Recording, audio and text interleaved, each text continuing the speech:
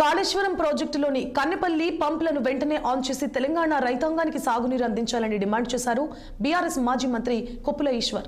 పెద్దపల్లిలో మాజీ ఎమ్మెల్యేలు మనోహర్ రెడ్డి, కరుకట్టి చందర్, పుట్టా మధాకర్లతో కలిసి మాట్లాడుతూ కాంగ్రెస్ ప్రభుత్వం చేపడుతోన్న రైతు వ్యతిరేక విధానాలను ఎండగట్టారు. కేసీఆర్ హయాంలో పంటలు సమృద్ధిగా పండి రైతుల మొహాల్లో ఆనందం వెల్లివిరిసిందన్న ఆయన గోదావరిలో పుష్కలంగా నీరు ప్రవహిస్తున్నప్పటికీ గులాబీ పార్టీపై కక్షతో రైతులకు సాగునీరు అందించడం లేదని కాంగ్రెస్ సర్కార్పై మండిపడ్డారు. అలాగే రాష్ట్రంలో యూరియా కొరత లేదంటూ అబద్ధపు మాటలు చెబుతున్నారని కాంగ్రెస్ మంత్రులు, ఎమ్మెల్యేలపై ఫైర్ అయ్యారు మాజీ మంత్రి కొప్పుల ఈశ్వర్.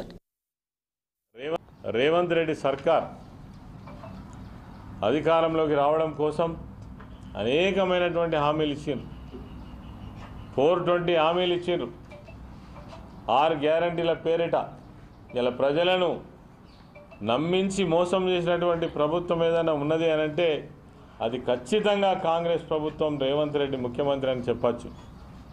మహిళలను మోసం చేశారు, పెన్షన్దారులను మోసం చేశారు, నిరుద్యోగులను మోసం చేసిండ్రు, విద్యార్థులను మోసం చేసిండ్రు, వికలాంగులను మోసం చేసిండ్రు.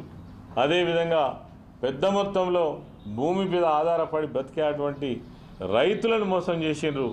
ఇలా అన్ని వ్యవస్థలన్నిటి కూడా కుప్పగూలగొట్టిండ్రు.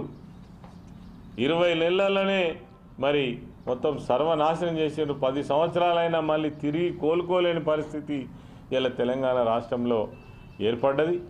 ఎవరిని అడిగినా చాలా దారుణమైన పరిస్థితి.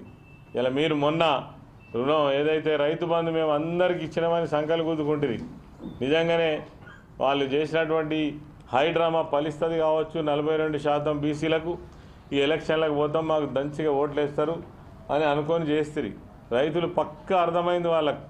ఏమనంటే ఇలా ఓట్లు ఉన్నాయి కాబట్టే మరి ఒకసారి ఎగబెడితిరి, ఓసారేమో 4 ఎకరాలకే ఇస్తుంది, 4 ఎకరాలకే ఇస్తుంది.